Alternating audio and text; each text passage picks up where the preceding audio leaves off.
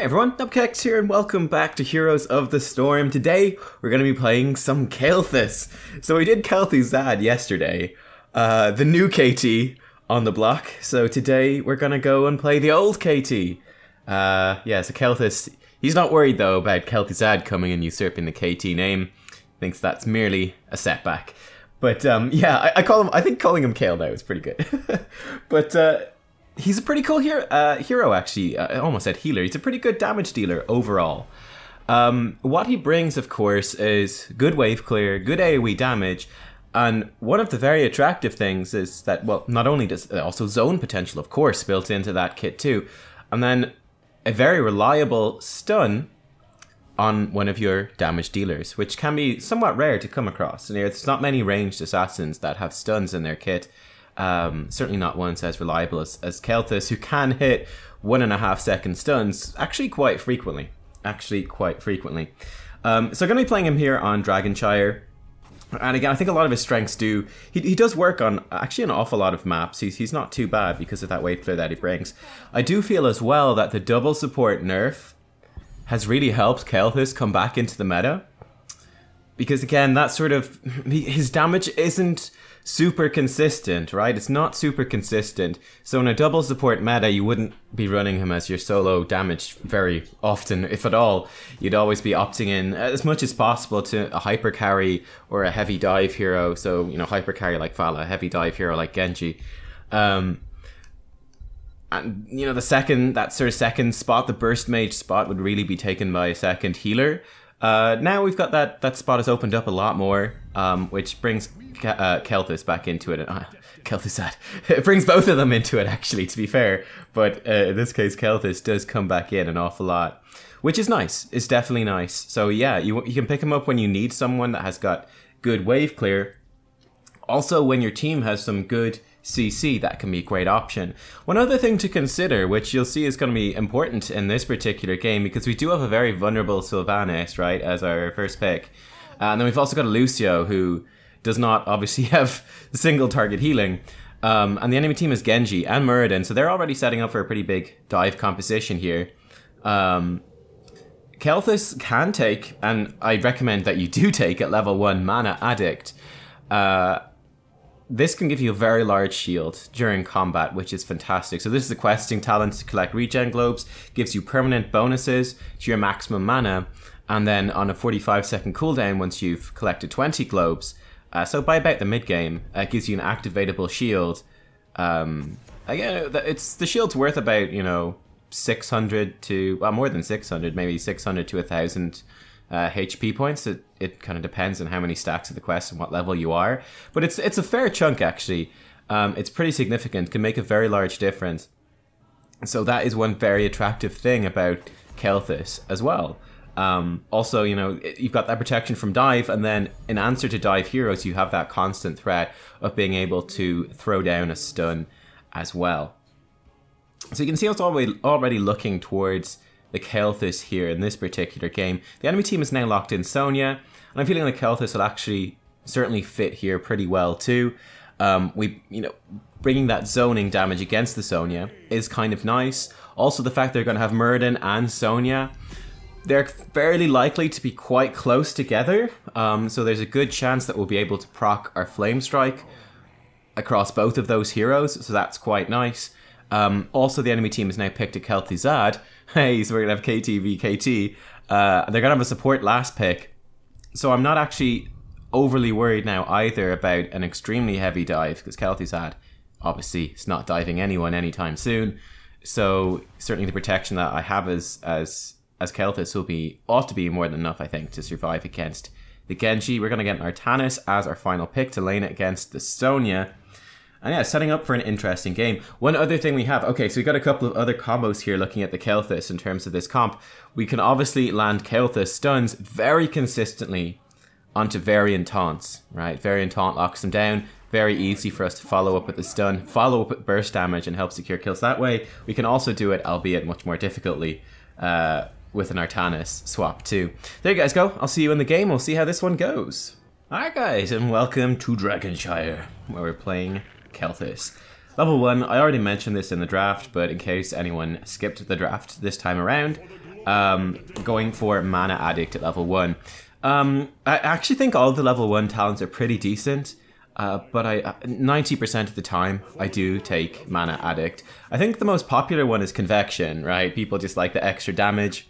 It's okay, right? The extra damage isn't all that massive, though. And it's also a relatively difficult quest to finish. It makes your early game kind of a pain in the butt. The enemy team also has got fairly good gank potential, and we only have an early game Lucio, so I'm not, I'm not super confident that I won't die before I finish Convection, so I'm not really in a rush to get that. You can see right here, that actually worked perfectly. So what I'm looking for in this early game, how are we going to fight level 1, right? I'll come back to the talents in a second. Looking at our comp, what are we looking to do level 1? Not really that much. However, there is one thing that could go well for us, which is the Artanis combo. That's the thing to watch for, and that is therefore the thing that I was watching for, right? Artanis goes in with a combo, follow up with our stun, basically do the Kael'thas combo onto the Artanis swap combo. And nice, we lost Varian, but that's okay, because he's, again, also fairly rubbish early game. And we get kills on Sonya and, was it Kael'thas? Oh, Kael'thas. Why Blizzard? Why? It's so difficult. Oh my god.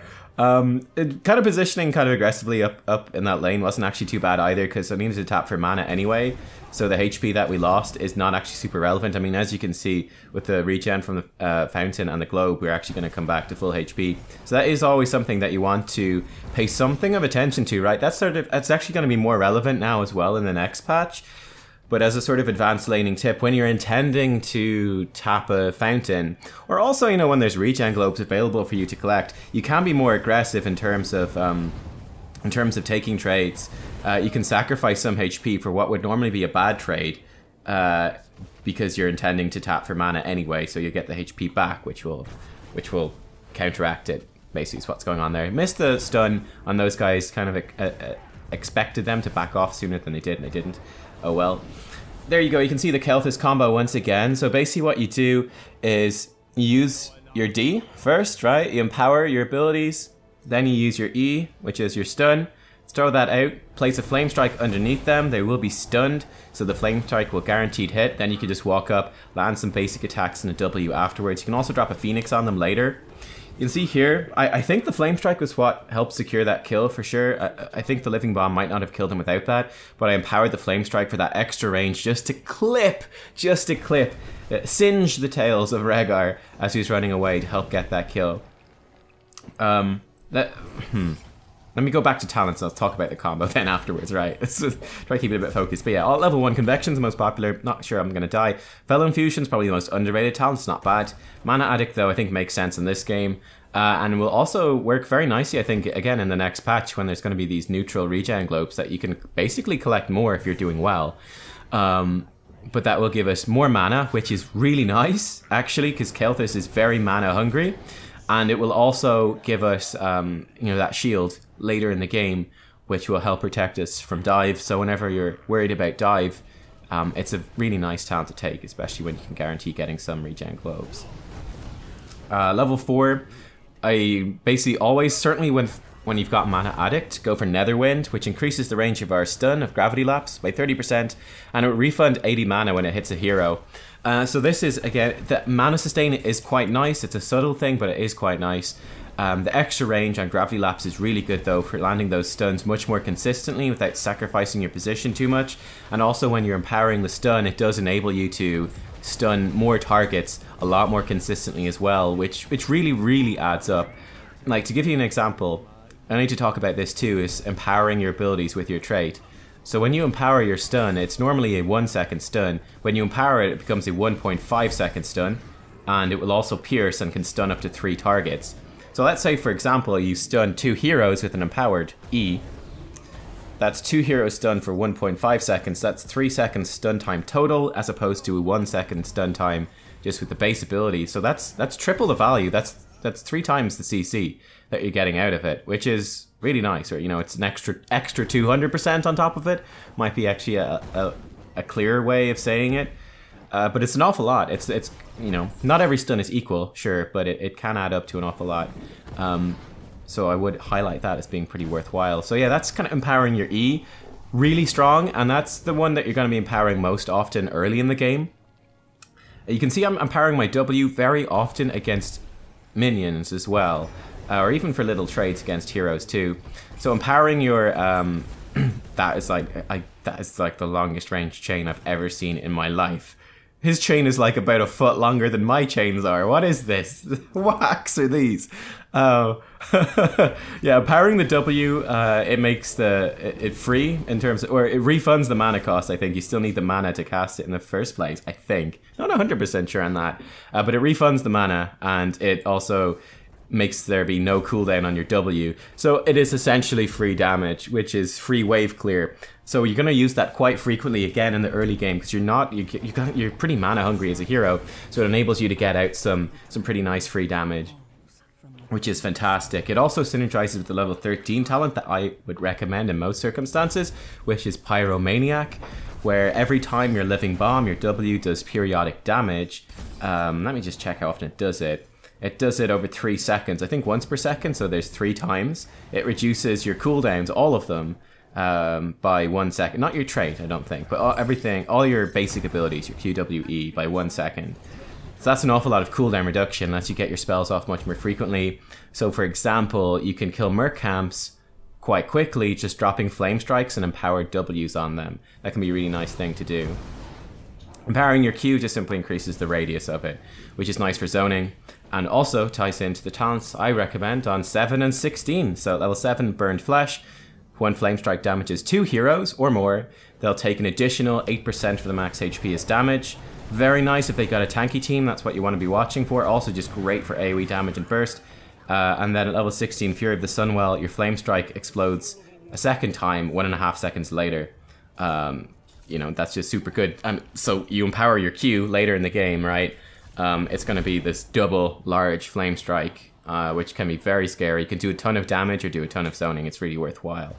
See, that's one of the things I really like about Kael'thas. You know, he's been a hero that's been all over the place, I think, in terms of hero design. But actually, as I was playing him for this video and thinking about it and analyzing and breaking it down, I was like, you know what? His design's actually really good right now in terms of you use your D. Like, you use your D for all of his abilities, like, regularly.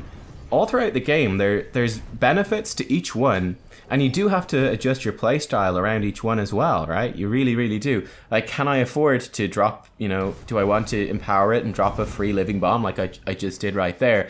Is that okay, or do I need my trade up to go for one of those bigger stuns?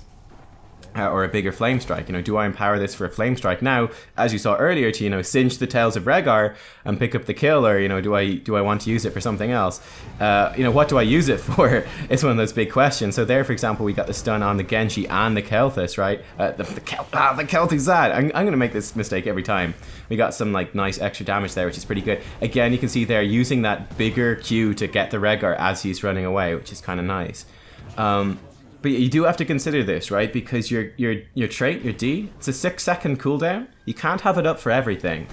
Another very large decision too, right, is that your W is a 10-second cooldown. So where if you're using your trait with your W and you don't base cast a W, you can throw out one of your living bombs, your W, every 6 seconds. Pretty nice. If you decide to break that and base cast it, can't do that again for 10 seconds, right? That's an extra 4 seconds. It's a long time compared to the 6-second cooldown for you to cast those Ws. Once you've got that level 13 Pyromaniac talent, that's a lot of potential cooldown reduction that you could be missing out on as well. So these are things that you need to consider, right? But you can split up that W for that bit of extra burst damage. It's something you'll see me do in these fights. I'll often, for the most part, as you can see in team fights, be empowering my stun, try to stun as many people, hit them with the flame strike. Again, it doesn't matter if the flame strike is bigger in that sense, because I can guarantee land it on a hero, and then hit them with my trade afterwards. So you can see here, for example, I had to use just a base stun against that Muradin because my trait had too long of a cooldown for me to guarantee that I'd be able to hit the Muradin once my trait came up, right? He might have escaped before then, so I hit him with the baseline stun, then I was ready to empower the flame strike afterwards. Instead, that's just the way the cooldown synced up, so that's the sort of thing that you need to be considering. I think it's a really nice, actually it's a really, really great design, because it's so appealing with this talent build to empower or to use each of those abilities in different ways. I think it's fantastic. I really like what they've done with it. Once we get later in the game, especially once we pick up the level 16 bonus to our flamestrike, you can see as well I've been using, I've got my mana addict shield and it's been really useful. There we survived with like 50 HP or something. That's just lucky, right? That's just lucky. But here I'm hanging around, right? I've got my empowered ability up. I'm ready to drop a stun if needs be. I'm ready to drop a flamestrike now. I don't have the mana for the stun, it's expensive. As you can see, 90 mana for that, right? It's a lot. But I'm ready to drop those things. Yeah, that's why I'm not running away, even though I've got no HP. Basically, I'm staying far enough back that Genji can't kill someone with his E, with his Swift Strike, and then combo onto me and kill me as well, get 2 free kills. I'm staying far enough back that he can't do that. That's what I'm really watching out for there in that circumstance. The only thing I'm scared of. But then I'm staying as close as possible to give some assistance if needed. In the end, there was no assistance that I could give, right? But I'm staying close enough to be able to do that without, again, risking the one thing that is actually quite a risk, which is the Genji combo there. Yeah, I mean, that level 1 shield, actually, I need to... The level 1 shield's actually stronger than I thought. We're level 16 now, 24 globes picked up. The shield's equal to 100% of your mana, so we actually have a 1000 HP shield from our... Whoops. That was dumb. That was so dumb, man. Oh my god, he even spread them out for the catapult. Whoa, that's so bad. Why would you even do that? We've got a 1000 HP shield here at level 16, so it's actually going to be even stronger at level 20. That's pretty significant, you know. That's a real nice shield that we can have. Right here, clear out the camp down bottom, the pushing wave. Go through mid, bit of assistance wave clear in mid, moving towards top because we notice the enemy team is making a large push there. Unfortunately, Sylvanas is dead before we arrive. Looking for a stun in the enemy team. We do slightly shut down the Genji as he goes in with Dragon Blade, then drop that Phoenix across the choke point to try to zone them out a little bit. It did some damage to Genji, it's doing some damage to them. Actually missed the Flame Strike, that's not a good one this time around. We're able to hit Genji with our stun, hit him with the W for some damage, some cooldown reduction. I'm moving forwards now. Gonna drop a Flame Strike on top of these guys, just again try to do some damage, but Artanis actually did a flip, which somewhat breaks that potential combo. It's a nice combo by Kael'thas, but we pop our number 1 ability, which keeps us alive. Kael'thas, I swear to God. I honestly am not even doing this on purpose anymore. But yeah, our number 1 keeps us alive, that mana barrier. Nice taunt by Varian, enables us to get the Q off on the Sonya. She goes down. He's doing an awful lot of damage to us. I'm kind of juking around here. I'm trying to run. Nice heals from Lucio. W there on the Murden. Walking through the minions, using the minions to block Stormbolts. You can't Stormbolt me if there's a minion in front. Well, I suppose he could actually because he's got piercing ones. So we want to keep 2 minions in front. But the minions will help block that. I don't think he's got his quest finished. He's just finished it now. So we were just fine. That's why he couldn't. Right, use the minions to block the Murden. Stormbolt. Weave through them, use our W on him for some cooldown reduction, get the stun back up, then hit him with the spells as we go out. Unfortunately, Varian does die, but we make it out alive, which is kind of nice. And you can see that we absolutely destroy Merc camps now at this stage in the game with those double flame strikes. Then dropping those trait-empowered living bombs, we can absolutely shred this stuff. Right here, this is quite interesting at this point. We know the enemy team is doing this, so we could potentially go for this. Missed the stun though on the Rehgar, which is bad. Definitely don't want to do that. I'm actually a little bit late activating my my number 1 here. Now it does still get full value against the Genji. Drop a zoning flame strike on myself. Now the Lucio boop on the stun actually misinteract once again, but I dropped the Q again for the zoning. Murden and Sonya not having the confidence in each other, I would say, to move forward through that because, you know, again, we'll trigger that 8% max HP damage, which is tons. They don't want to walk into it. And we're able to actually win that fight. Varian wasn't there, but through smart engage and through getting them in a good flank point and using our abilities well, right, our team is very strong in that situation. We're able to push on through, get a huge win. Now we're onto the core.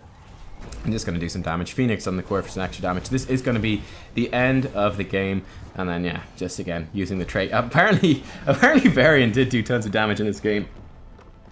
Yeah, he did almost as much as us. I honestly am not entirely sure how he managed that.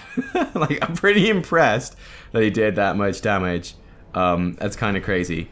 But there you go. I thought that was a really nice game of Kael'thas. I hope you guys enjoyed it.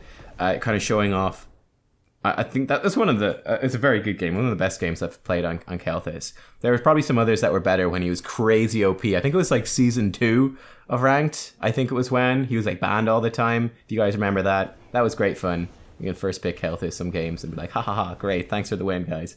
But yeah, there you go, guys. He's a nice mage, and I think there is a new spot for him moving forwards with these support nerfs. I think it really does open up that Kael'thas play coming back into things an awful lot more.